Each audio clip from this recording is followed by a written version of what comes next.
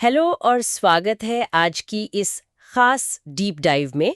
आज हम एक बहुत ही इंटरेस्टिंग और हमारी रोज़मर्रा की ज़िंदगी से जुड़े टॉपिक पर बात करने वाले हैं। बिल्कुल। और आज का हमारा जो सोर्स मटेरियल है ना वो है इंडियन कॉन्ट्रैक्ट एक्ट 1872। हाँ, 1872।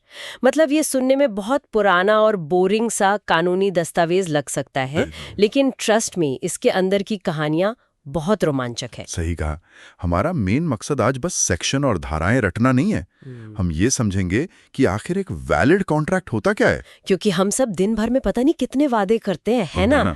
पर रोजमर्रा की बातचीत में किए गए वादों और एक असली कानूनी कॉन्ट्रैक्ट के बीच क्या फर्क है, ये समझना बहुत जरूरी है। एग्जैक्टली हम 150 साल पुराने ब्रिटिश दौर के केस लॉज से लेकर आज के जो मॉडर्न ई कॉन्ट्रैक्ट्स होते हैं ना, वहां तक सब कुछ कवर करेंगे। तो चलिए उस सबसे बुनियादी सवाल से शुरुआत करते हैं।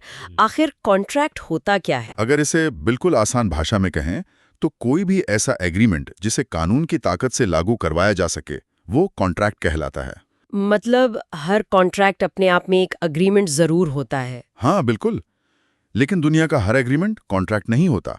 ये थोड़ा कंफ्यूजिंग है। तो मतलब अगर मैंने किसी दोस्त को डिनर पे बुलाया और वो नहीं आया, तो क्या मैं उस पे केस कर सकती हूँ? नहीं, बिल्कुल नहीं कर सकती। और यहीं पर किसी भी कॉन्ट्रैक्ट की नींव आती है, जिसे हम कहते हैं intention to create legal relationship, मतलब कानूनी संबंध बनाने का इरादा। अच्छा, मतलब दोनों पार्टीज के दिमाग में ये होना चाहिए कि अगर वादा टूटा तो कोर्ट जाएंगे। एग्जैक्टली इसे एक बहुत ही मशहूर ऐतिहासिक केस से समझते हैं, 1919 का बाल्फोर बनाम बाल्फोर केस। ओह हाँ, ये मैंने सोर्स मटेरियल में पढ़ा था। काफी दिलचस्प केस है। तो इसमें एक पति ने अपनी पत्नी को हर महीने कुछ पैसे भेजने का वादा किया था। पति सिलोन में काम करता था और पत्नी इंग्लैंड में थी। ने कहा कि पत्नी इस पैसे की हकदार नहीं है क्योंकि उनके बीच कोई कॉन्ट्रैक्ट था ही नहीं। वेट, सच में? पति ने वादा किया था, फिर भी कॉन्ट्रैक्ट नहीं माना गया? बिल्कुल। अदालत ने बहुत साफ शब्दों में कहा कि परिवार या दोस्तों के बीच जो घरेलू वादे होते हैं ना, उनमें कानूनी संबंध बनाने का कोई इरादा नहीं होता। Make sense. मतलब अगर ऐसा ना हो तो लोग हर छोटी बात पे कोर्ट पहुंच जाएंगे। एग्जैक्टली सोचिए, अगर एक पिता ने बेटे को पॉकेट मनी देने का वादा किया और नहीं दिया, तो बेटा केस कर दे। पूरी दुनिया के कोर्ट सिर्फ इन्हीं मामलों से भर जाएंगे। हाँ हाँ, न्याय व्यवस्था तो पूरी तरह से ठप पड़ जाएगी। इसलिए कानून ये मानकर चलता है कि सामाजिक वादों के पीछे कोई लीगल इंटेंशन नहीं होता, जब तक कि उसे लिखित और कानूनी रूप न दिया जाए। और इसके बिल्कुल उलट अगर मामला बिजनेस का है, तो कानून हमेशा मानता है कि वहाँ कानूनी इरादा मौजूद है। बिल्कुल सही। तो अब ये साफ हो गया कि एक वैलिड कॉन्ट्रैक्ट के लिए इरादा पक्का होना चाहिए। लेकिन ये प्रोसेस शुरू कैसे होता है? एक ऑफर से। मतलब कोई एक इंसान ऑफर देगा और दूसरा उसे एक्सेप्ट करेगा। हाँ, एक ऑफर और उसका एक्सेप्टेंस यानी स्वीकृति। अब यहाँ एक बहुत ही क्लासिक केस आता है, लालमन शुक्ला बनाम गौरी दत्त का। अरे हाँ, वो कानपुर वाला केस ना, जहाँ मालिक का भतीजा खो गया था। बिल्कुल वही। साल 1913 का केस है ये। सेठ गौरी दत्त का भतीजा गायब हो गया था और उन्होंने अपने नौकर लालमन शुक्ला को उसे ढूंढने भेजा। और फिर मालिक ने पूरे शहर में पर्चे बंटवा दिए कि जो भी बच्चे को ढूंढेगा उसे 501 रुपए का इनाम मिलेगा। हाँ, और उस जमाने में 501 रुपए बहुत बड़ी रकम होती थी। अब लालमन को बच्चा मिल भी जाता है और वो उसे वापस ले आता है। तो उसे इनाम मिल गया होगा? नहीं, क्योंकि उसे उस पर्चे के बारे में कुछ पता ही नहीं था। उसे कई महीनों बाद इनाम के बारे में पता चला। ओह, तो फिर उसने कोर्ट में केस कर दिया होगा मालिक पे। किया ना, लेकिन वो केस हार गया। जज ने कहा कि गौरी दत्त को एक फूटे कौड़ी भी देने की जरूरत नहीं है। यार, ये तो बहुत अनफेयर लगता है सुनने में। मतलब उसने काम तो किया ना। बाहर से अनफेयर लगता है, लेकिन इसका लॉजिक बहुत सॉलिड है। कानून कहता है कि किसी भी ऑफर को एक्सेप्ट करने के लिए सबसे पहले उस ऑफर की जानकारी होना अनिवार्य है। अच्छा, मतलब जब लालमन ने बच्चे को ढूंढा तब तक उसे ऑफर का पता ही नहीं था। एग्जैक्टली वो सिर्फ एक नौकर के तौर पर अपने मालिक का आदेश मान रहा था। जब उसे ऑफर का ज्ञान ही नहीं था तो उसने एक्सेप्ट क्या किया? कुछ भी नहीं। और जब एक्सेप्टेंस ही नहीं हुई तो कॉन्ट्रैक्ट कैसे बन सकता है? सही कहा। आप किसी ऐसी चीज के लिए हाँ नहीं कह सकते जो आपके दिमाग में एग्जिस्ट ही नहीं करती। वाह, ये बहुत ही लॉजिकल है। अच्छा, मान लीजिए ऑफर मिल गया है, तो उसे एक्सेप्ट कैसे किया जाए? मतलब क्या कोई किसी पर जबरदस्ती अपनी शर्तें थोप सकता है?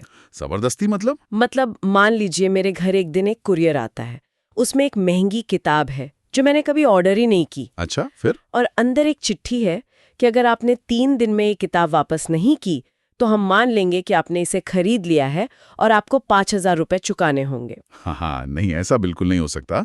इसे समझाने के लिए फेल्ट हाउस बनाम बिंडले नाम का एक क्लासिक केस बहुत काम आता है। ओके, इसमें क्या हुआ था? इसमें एक अंकल अपने भतीजे का घोड़ा खरीदना चाहता था। अंकल ने भतीजे को खत लिखा कि मैं ये घोड़ा इतने पैसों में खरीद रहा हूं और अगर तुमने कोई जवाब नहीं दिया तो मैं मान लूंगा कि घोड़ा मेरा हो गया। और भतीजे ने जवाब दिया? नहीं, वो अपने काम में बिजी था तो कोई जवाब नहीं दे पाया। बाद में जब विवाद हुआ तो अदालत ने एक बहुत कड़ा नियम बनाया कि साइलेंस इज नॉट एक्सेप्टेंस। मतलब किसी की चुप्पी को उसकी हाँ नहीं माना जा सकता। बिल्कुल। अगर कानून इस बात की इजाजत दे देता तो सोचिए कितने स्कैमर्स लोगों को अनचाहा सामान भेजकर उन्हें कानूनी जाल में फंसा लेते। हाँ, ऑब्वियसली। इसलिए एक्सेप्टेंस हमेशा स्पष्ट होनी चाहिए। लेकिन एक सवाल है मेरा। हाँ, पूछे। 1872 में तो खत और चिट्ठियों का जमाना था। लोग डाक भेजते थे। तो उस समय ये एक्सेप्टेंस कब पूरी मानी जाती थी? उस समय एक नियम था जिसे पोस्टल रूल कहते हैं। इसके मुताबिक जैसे ही किसी व्यक्ति ने अपनी हाँ का खत डाक के डब्बे में डाल दिया, कॉन्ट्रैक्ट उसी सेकंड पूरा मान लिया जाता है। भले ही वो खत रास्ते में खो जाए। हाँ, भले ही खो जाए या महीनों बाद पहुंचे, ऑफर देने वाला इंसान उस कॉन्ट्रैक्ट से बंध जाता है। लेकिन आज के जमाने में क्या, अगर मैं फोन पर या व्हाट्सएप पर डील कर रही हूँ और अचानक सिग्नल टूट जाए या कॉल ड्रॉप हो जाए तो? ये बहुत ही ब्रिलियंट सवाल है और इसका जवाब भारत के सुप्रीम कोर्ट ने भगवान दास गोवर्धन दास गेडिया केस में दिया था। अच्छा, तो सुप्रीम कोर्ट ने क्या कहा इस मॉडर्न प्रॉब्लम पे? कोर्ट ने कहा कि जो इंस्टेंट कम्युनिकेशन होता है ना, मतलब तुरंत होने वाला संचार, जैसे फोन कॉल्स, वहां वो चिट्ठी वाला नियम काम नहीं करेगा। तो फोन पे कॉन्ट्रैक्ट कब पूरा होता है? फोन पर कॉन्ट्रैक्ट तब तक पूरा नहीं होता जब तक कि ऑफर देने वाला इंसान अपने कानों से सामने वाले की हाँ बिल्कुल साफ साफ सुन न ले।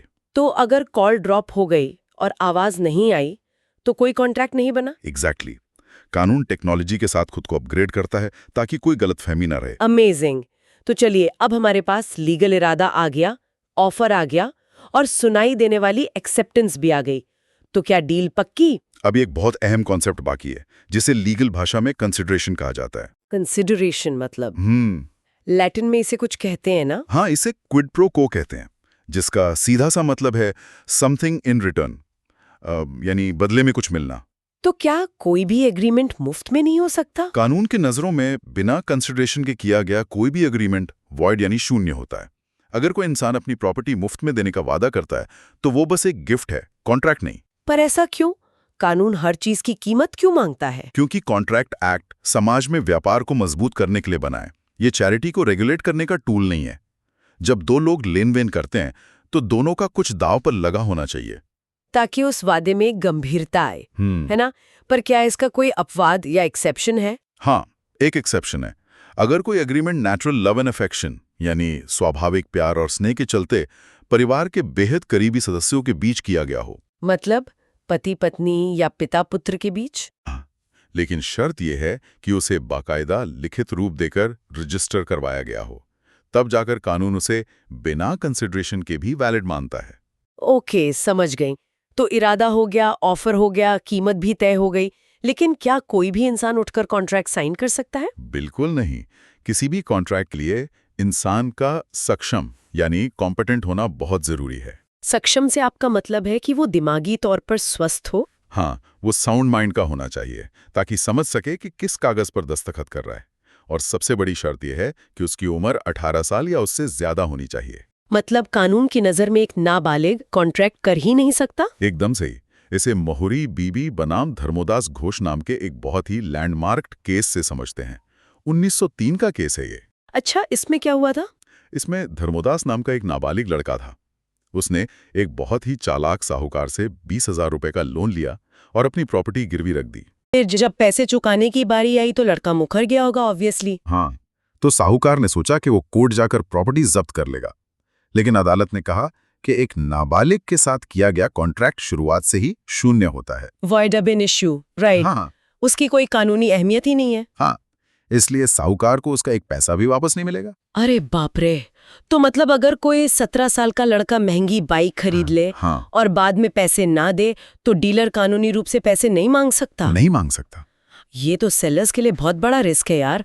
आखिर साहूकार ने पैसे तो दिए ही थे ना। लगता तो है कि साहूकार के साथ अन्याय हुआ, लेकिन यहाँ कानून एक गार्डियन की भूमिका निभाता है। गार्डियन कैसे? कानून मानता है कि एक नाबालिग के पास वो दिमागी समझ नहीं होती कि वो बिजनेस के दांव-पेच समझ सके। उसे आसानी से बेवकूफ बनाया जा सकता है। इसलिए कानून कमजोर की सुरक्षा को सबसे ऊपर रखता है। अच्छा, मतलब ये व्यापारियों को एक चेतावनी है कि अगर आप नाबालिग के साथ डील करते हैं तो अपने रिस्क पर करें। हाँ, कोर्ट कोई मदद नहीं करेगा। एग्जैक्टली।